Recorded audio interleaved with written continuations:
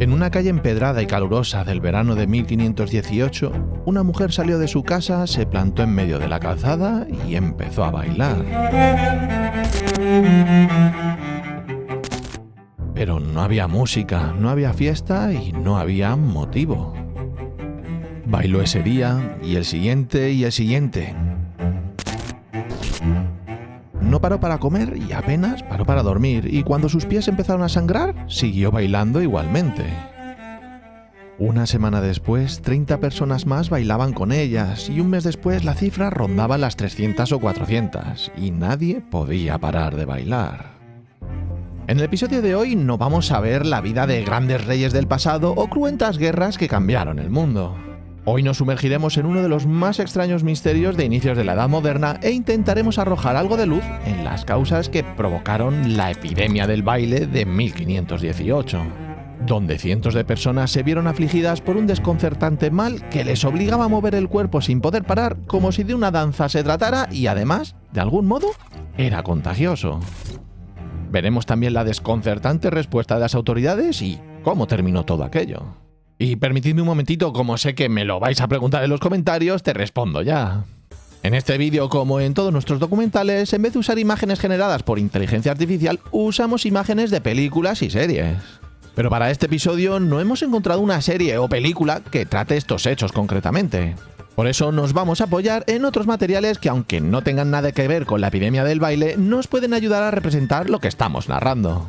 Por ejemplo, la serie de The Unbelievable with Dan Aykroyd del 2023, o la película de Ridley Scott El último duelo, o la buenísima serie de A Night of the Seven Kingdoms del 2026 que podéis ver en HBO.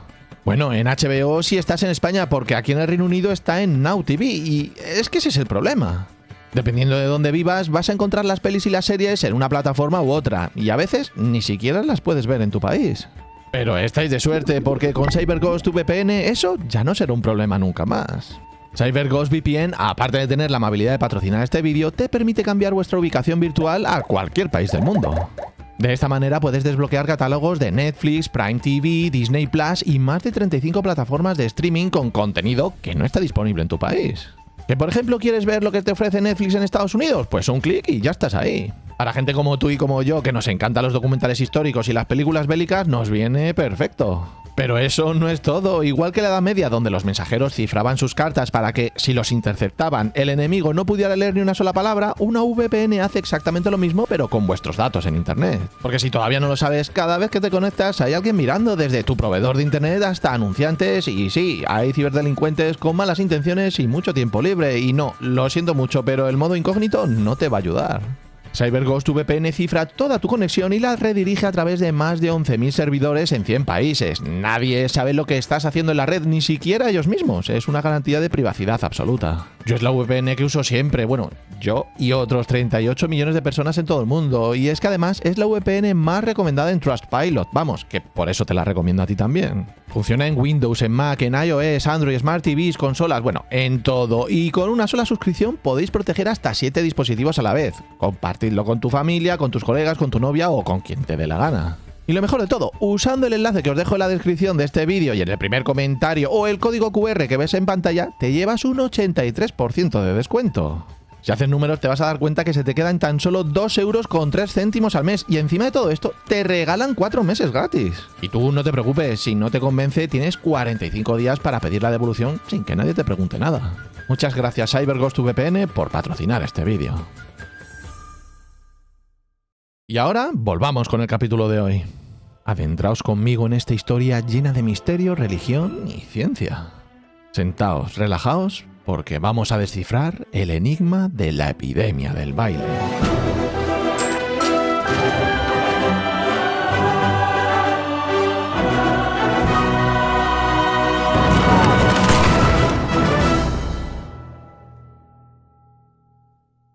Muy buenas a todos, soy Escocés y antes de empezar a narrar los extraños sucesos que acontecieron en Estrasburgo el verano de 1518, quiero aclarar que, a diferencia de otros sucesos, este quedó documentado casi en tiempo real por varias fuentes independientes entre sí. Estrasburgo no era una aldea perdida en el bosque ni un pueblo iletrado sin registros. Esta ciudad llevaba al día los libros de actas, crónicas municipales e informes médicos. Eso es un lujo enorme para cualquier historiador que trabaje con la Edad Media tardía o el Renacimiento, y es la razón por la que este caso se puede reconstruir con bastante detalle. Dicho esto, las crónicas nos cuentan lo siguiente. A mediados de julio de 1518, las crónicas apuntan al día 14, una mujer conocida como Frau Touffret salió de su casa en una callejuela de Estrasburgo y comenzó a bailar. No había ningún festival, ninguna boda, ni siquiera había alguien tocando música cerca. Simplemente Touffret empezó a moverse con los brazos y las piernas sacudiéndose de una forma que sus vecinos describieron como violenta, descoordinada y casi convulsa. Su marido le pidió que parara y ella no lo hizo. O bien no pudo o no quiso o, y esto es importante, sencillamente no fue capaz de controlarse. Bailó ese día entero y durmió muy pocas horas y al día siguiente continuó bailando y al siguiente y al siguiente.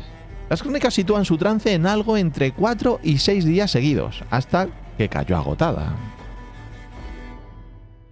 Según relata el historiador Ned Pennant Rea en su análisis del caso, cuando por fin se derrumbó de puro cansancio, las autoridades, alarmadas, decidieron enviarla en un carro hasta un santuario a 30 millas de distancia en Saverne, dedicado al santo conocido como San Vito. Y quedas con el nombre de este santo, que vamos a hablar de él después. Desde luego, esto había sido un suceso bastante inusual, pero lo verdaderamente extraño estaba aún por llegar. Otros vecinos que habían presenciado el espectáculo de Frau Touffret empezaron uno a uno a imitar exactamente el mismo comportamiento. En cuestión de una semana, más de 30 personas estaban bailando sin control por las calles de Estrasburgo y la cifra no dejó de crecer. Al cabo de un mes, distintas crónicas de la época sitúan el número de afectados entre 300 y 400 personas. El historiador Eric Middleford, especialista en Europa moderna temprana y experto en la plaga de la danza de 1518, y cuyo trabajo sirvió de base para investigaciones posteriores sobre este caso, describió aquel verano como uno de los episodios de trastorno colectivo mejor documentados de toda la Europa moderna. Y es que un montón de personas bailando sin parar y sin música en medio de la calle puede parecer cómico, pero las consecuencias físicas no fueron ninguna broma. Pronto a los afectados se les ensangrentaron los pies de tanto golpear el suelo con calzado inadecuado o directamente descalzos. Sufrieron deshidratación severa bajo el calor de julio y agosto y hubo alucinaciones, colapsos por puro agotamiento físico e inevitablemente muchos de ellos murieron. Según los registros municipales que consultó John Wheeler, el historiador que más a fondo ha investigado este caso, hubo un número indeterminado de muertes por ataques cardíacos y derrames cerebrales. Algunas fuentes hablan de hasta 15 muertes diarias en el pico de la crisis, pero ojo que esa cifra concreta sigue siendo objeto de debate entre los especialistas. Y es que los propios historiadores que han trabajado con las fuentes primarias, incluido Wheeler, reconocen que el número total de fallecidos no puede establecerse con precisión absoluta, ya que buena parte de los testimonios sobre las muertes proceden de crónicas redactadas algo después de los hechos, no de registros contemporáneos estrictos. Y si me permiten mi opinión, esa honestidad metodológica por parte de los historiadores es muy importante.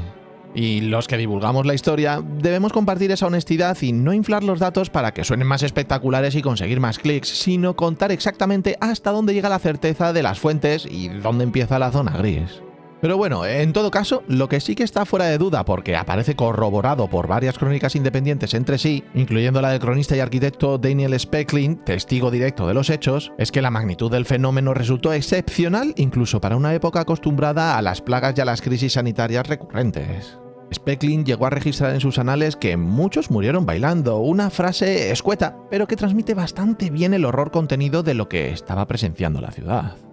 Y es que la ciudad de Estrasburgo estaba viendo cómo su gente literalmente se estaba volviendo loca hasta el punto de morir. ¿Y qué hicieron las autoridades ante esto? Pues desde nuestra perspectiva, 5 siglos más tarde, tomaron una de las peores decisiones médicas jamás documentadas. Lo primero que hay que aclarar, y esto es algo verdaderamente sorprendente, es que los médicos de Estrasburgo en pleno 1518 no dijeron «esto es cosa del diablo». Descartaron explícitamente tanto la posesión demoníaca como las causas astrológicas, que eran las explicaciones más socorridas en la época para cualquier cosa rara que le pasara al cuerpo humano.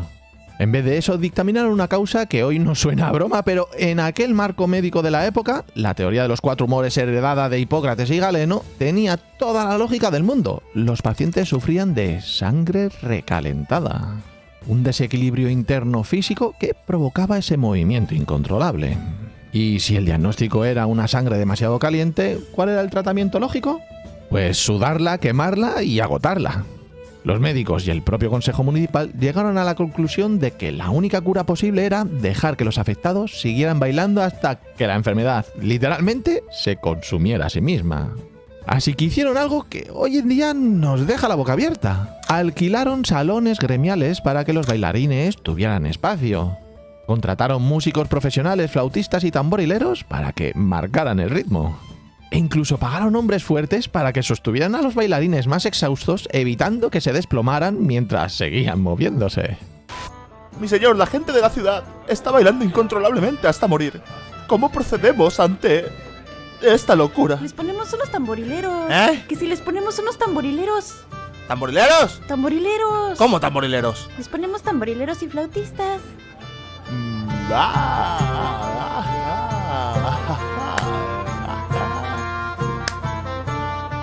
El resultado, evidentemente, fue el peor posible. En vez de calmar el fenómeno, la música y el espacio habilitado alimentaron el contagio social. Cuanto más gente veía a los bailarines, más gente se acercaba por curiosidad y, como discutiremos con detalle en el bloque de las teorías científicas, más gente susceptible acabaría arrastrada al mismo trance. Se podría decir que las autoridades no apagaron el fuego, sino que le echaron gasolina con acompañamiento musical. Llegados a este punto, seguramente te estés preguntando qué había ocurrido aquí, cuáles eran las causas de esta extraña plaga.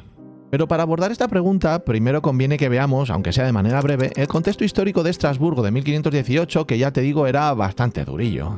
Los años previos habían traído malas cosechas consecutivas. El precio del grano se había disparado, lo que significa, en términos muy simples, hambre generalizada entre la población más pobre de la ciudad. A eso había que sumarle los brotes recientes de sífilis, que era una enfermedad relativamente nueva en Europa en aquel momento y además era aterradora y muy mal entendida.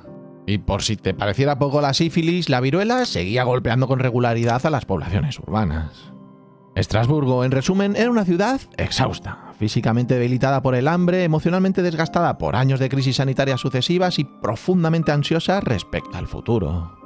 Según explica la investigadora Lainez Miller-Renberg, especialista en las respuestas religiosas y médicas de este episodio, la epidemia de baile de 1518 fue solo uno más de una serie de desastres que se abatieron sobre los habitantes de Estrasburgo en aquellos años y no puede entenderse aislado del resto. En un contexto así, la mente colectiva necesitaba un marco para explicar tanto sufrimiento, y ahí es donde entra la religión. En aquella época existía una creencia popular muy extendida, la maldición de San Vito. San Vito era el santo patrón de los bailarines y, curiosamente, también de los epilépticos. Esta asociación venía de leyendas medievales sobre convulsiones y movimientos descontrolados atribuidos a su intervención divina, ya fuera para curar o para castigar. Se creía firmemente que, si el santo se enfurecía con los pecadores de una comunidad, podía castigarlos enviándoles precisamente eso, una plaga de baile incontrolable del que era imposible escapar por voluntad propia. Así que cuando Frothofe empezó a bailar sin motivo aparente, sus vecinos no vieron un problema médico aislado. Vieron la confirmación de un miedo que ya llevaban dentro desde hace años, que Dios o los santos estaban castigando a la ciudad. Y ese marco de interpretación, ese guión cultural ya preexistente en la cabeza de miles de personas, es la clave para entender lo que os voy a contar a continuación. Posibles causas de la epidemia. Con el contexto histórico aclarado, ahora viene lo que seguramente estás esperando. ¿Qué dice la ciencia moderna sobre todo esto? Porque ya te digo que a lo largo de los últimos siglos se han propuesto varias teorías y no todas se sostienen igual de bien. Primero tenemos la teoría del ergotismo o del fuego de San Antonio. Esta es probablemente la explicación más popular que circula por internet y es fácilmente entendible por qué, ¿no? Es que es fascinante. La hipótesis dice que el pan de centeno consumido en Estrasburgo pudo estar contaminado con un hongo llamado Claviceps purpurea, más conocido como el cornezuelo. Este hongo, cuando se ingiere, puede provocar alucinaciones, espasmos y convulsiones, y de hecho es el precursor químico a partir del cual siglos después se sintetizó el LSD. Suena a una teoría redonda y perfecta, ¿verdad? Pero el problema es que esta teoría tiene un fallito bastante grande. Y es que el ergotismo no solo provoca alucinaciones, también provoca una restricción severa del riego sanguíneo hacia las extremidades. Es decir, ataca directamente la circulación de manos y pies, causando en casos graves gangrena, necrosis del tejido y un dolor muy intenso que hace prácticamente imposible mantenerse de pie, y mucho menos bailar de forma sostenida durante días. De nuevo, el historiador John Wheeler, que dedicó un libro entero a este caso, A Time to Dance, A Time to Die, publicado en el 2009, fue quien desmontó con más rigor esta hipótesis. Wheeler señaló que a alguien envenenado por cornezuelos, sencillamente el dolor y el daño vascular no le permitirían sostener un baile continuado durante varios días seguidos. Además, apuntó a un problema adicional.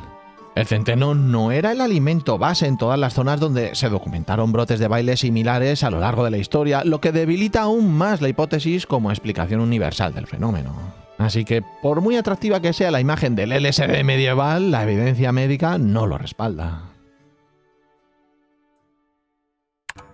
Y la segunda teoría es el trastorno psicogénico masivo o la histeria colectiva. Esta es, con diferencia, la explicación que hoy en día cuenta con mayor respaldo académico. La propia British Encyclopedia recoge que la teoría de Wheeler, centrada en un trastorno psicogénico de masas, es la explicación más ampliamente aceptada entre los historiadores que han estudiado este caso en profundidad. Pero, ¿qué significa exactamente? Pues bien, el trastorno psicogénico masivo, o lo que popularmente llamamos histeria colectiva, ocurre cuando un grupo de personas sometidas a un estrés psicológico extremo y compartido empieza a manifestar síntomas físicos reales. No fingidos, no imaginados, reales, sin que exista ninguna causa orgánica o infecciosa detrás. La clave está en que ese estrés necesita un canal o una vía de escape, y ese canal casi siempre viene dado por un marco cultural o religioso que la propia comunidad ya conocía de antemano. En el caso de Estrasburgo ya tenemos todas las piezas. Una población hambrienta, traumatizada por epidemias recientes, aterrorizada por el futuro, y una creencia religiosa muy extendida que decía, literalmente, que el castigo divino por los pecados se manifestaba a través del baile incontrolable. Cuando Frotrofé empezó en ese estado, no inventó nada nuevo. Activó un guión cultural que la comunidad entera ya tenía interiorizado, casi como una especie de instrucciones colectivas sobre cómo debía verse el sufrimiento extremo. El propio Wheeler lo desarrolla con detalle en su investigación, explicando que algunos habitantes de Estrasburgo que llegaron a creerse malditos por San Vito entraron en lo que se describe como una especie de trance histérico, bailando de manera descontrolada durante días. La investigación académica sobre el tema, incluyendo el trabajo de la investigadora Lynette Miller-Renberg y el historiadores como E. Louis Beckham antes que ellos, coinciden en que los factores como el colapso económico, el trauma colectivo y la ritualización religiosa de comportamientos explican mucho mejor el fenómeno que cualquier intoxicación alimentaria. Así que, dicho de otro modo, nadie tuvo que drogar a nadie. La mente humana, sometida a la presión suficiente y con el marco cultural adecuado, resultó ser perfectamente capaz de generar esto por sí solita. Y si todo esto te parece inquietante, al final de este vídeo verás que no fue un caso aislado en la historia. Y pequeño paréntesis aquí, quiero aclarar también que la etiqueta de histeria colectiva no debe entenderse como un cajón desastre vacío de contenido científico. La comunidad científica actual prefiere hablar de trastorno psicógeno de masas o enfermedad psicogénica masiva precisamente porque el término histeria históricamente arrastra una connotación despectiva y de género muy problemática, ya sabéis, asociada casi en exclusiva a mujeres consideradas débiles de carácter. La investigación moderna, en cambio, entiende este fenómeno como una respuesta neurológica y psicológica perfectamente real ante un estrés insoportable, capaz de afectar a cualquier persona de cualquier sexo, edad o condición social, siempre que se den las circunstancias adecuadas de presión sostenida y contagio social. De hecho, algunos investigadores señalan que factores fisiológicos añadidos como el propio calor extremo del verano de 1518, la deshidratación progresiva o los primeros bailarines, o incluso un posible componente de agotamiento nervioso acumulado tras años de privaciones, pudieron actuar como catalizadores adicionales sobre una base psicológica ya de por sí frágil. No se trataría, por tanto, de una causa única y aislada, sino de la suma de varios factores de estrés físico y mental juntándose exactamente en el mismo lugar y en el mismo momento. Volvamos ahora a Estrasburgo. Habían pasado semanas desde que Frotrofé empezara a bailar y el remedio musical, lejos de funcionar, había multiplicado el número de afectados. Las autoridades finalmente se dieron cuenta de su grave error. Dieron un giro radical a su estrategia, prohibieron por completo la música, los tambores y cualquier forma de baile público en toda la ciudad, imponiendo fuertes multas a quien se atreviese a desobedecer. A buenas horas, mangas verdes. El experimento de curar bailando había terminado, y terminó porque sencillamente no funcionaba. Cada día había más gente en las calles moviéndose sin control y cada vez más muertes. Con la vía médica y la vía musical agotadas, el Consejo Municipal apostó su última carta a la religión. Los afectados que aún sobrevivían fueron atados en carretas y transportados durante 3 días de viaje hasta una gruta sagrada en las montañas de los Vosgos, cerca de la localidad de Severne, dedicada precisamente a San Vito. Allí les esperaba un ritual muy específico, documentado por varias crónicas de la época. A los enfermos se le colocaban zapatos rojos que habían sido bendecidos con agua bendita y aceite consagrado, trazando pequeñas cruces sobre la suela y el empeine. Se les entregaba también cruces de plomo para sostener en las manos. Los sacerdotes locales celebraban misas especiales para cada grupo de afectados, los rociaban con agua bendita y los hacían caminar en círculos lentos alrededor de una talla de madera del santo, en un ambiente cargado de incienso y cánticos en latín, buscando aplacar la supuesta ira divina que había desencadenado todo aquello. Y te pregunto a ti, ¿tú crees que esto funcionó? Pues sí, funcionó, o al menos coincidió con el final del trance. Los historiadores no atribuyen la curación a ningún milagro, evidentemente, sino a una combinación de factores mucho más terrenales. El reposo absoluto que por fin se les permitió a los enfermos, el acceso a comida y agua tras semanas de agotamiento extremo y sobre todo el alivio psicológico de sentir que habían sido perdonados por el santo. Ese cierre simbólico, esa sensación de ya ha terminado, el castigo se ha levantado, parece haber sido la pieza final que permitió que el estado disociativo colectivo se desvaneciera de forma gradual. Para principios de septiembre de 1518, unas 8 semanas después de que Frothofe diera sus primeros pasos frenéticos en aquellas callejuelas, la epidemia se extinguió por completo. El saldo, según las estimaciones que se manejan a partir de las crónicas municipales y que Weyler recoge en su investigación, fue de decenas de muertos, principalmente por paros cardíacos, derrames cerebrales y deshidratación extrema. 8 semanas y cientos de vidas trastocadas.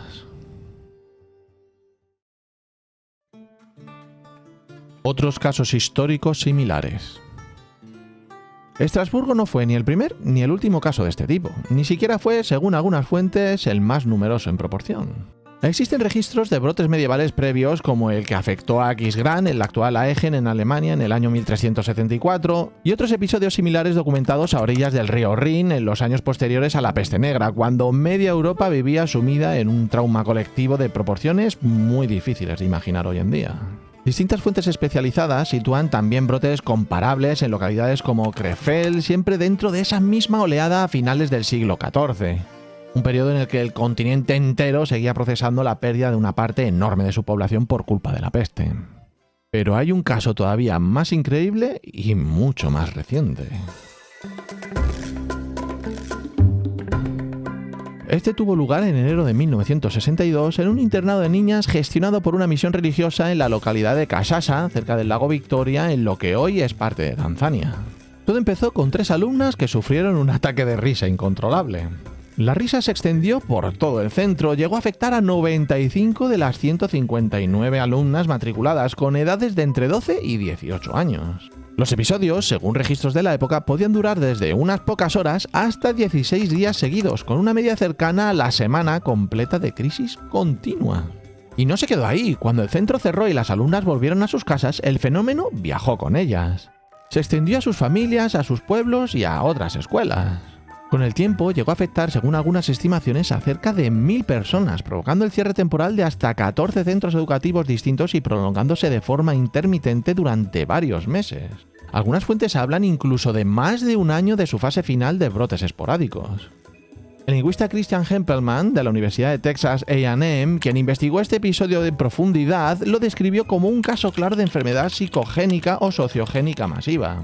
Según su análisis, Tanganica acabó de conseguir la independencia en 1961 y los estudiantes de aquel internado estaban sometidos a una presión considerable derivada de las nuevas expectativas depositadas tanto por sus profesores como por sus propias familias, en un contexto de cambio social acelerado y disciplina escolar muy rígida. Estrés social extremo, incertidumbre sobre el futuro, un colectivo vulnerable y sin demasiado poder para expresar su malestar por otras vías. Y además un síntoma físico compartido que se propaga de persona a persona sin necesidad de virus, ni bacteria, ni veneno alguno por medio.